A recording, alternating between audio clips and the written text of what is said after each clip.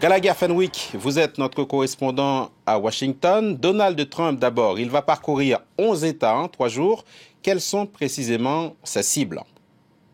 Alors, ces cibles, c'est bien évidemment d'aller chercher les électeurs, les électrices qui hésitent encore un par un, une par une, mais c'est aussi de mobiliser la base, ceux qui ne sont pas encore allés voter, notamment dans les États où il y a le vote par anticipation, les convaincre qu'il ne faut pas attendre le jour J, parce que comme il le dit souvent dans ses rassemblements, on ne sait pas ce qui peut se passer le 8 novembre, peut-être que finalement on est malade ou alors que le temps ou une autre raison empêche d'aller voter, donc il ne faut pas attendre pour Donald Trump, c'est très important de mobiliser, encore une fois, beaucoup de ces personnes qu'il a fait dans une certaine mesure rentrer dans le jeu politique, des personnes qui se sentaient désaffranchies, marginalisées, qui n'ont pas l'habitude de voter et qui, peut-être, il l'espère en tous les cas, vont voter dans le cadre d'une présidentielle pour la toute première fois de leur vie. Et il fait cela, il va aller chercher dans ces fameux États clés. Il y en a à peu près une douzaine. Il va beaucoup les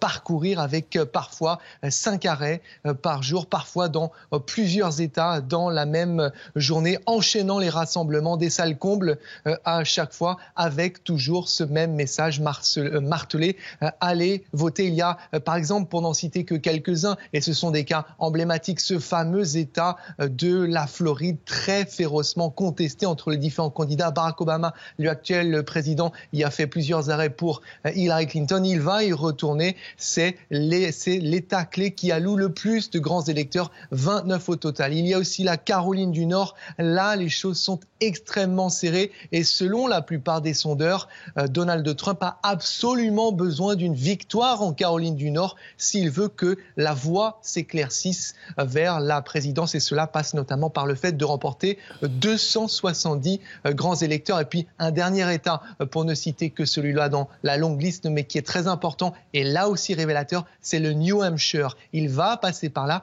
Pourquoi ? Et là, c'est surprenant. Eh bien, parce qu'il est à égalité, quasi-égalité avec Hillary Clinton, voire devant, alors que c'était un État, ce New Hampshire, qui était fermement acquis au camp démocrate jusque tout récemment. Mais il a réussi, dans une certaine mesure, à y renverser la tendance. Hillary Clinton, Gallagher, assez rapidement, qui va se concentrer sur les 5 États jugés les plus décisifs dans cette course électorale.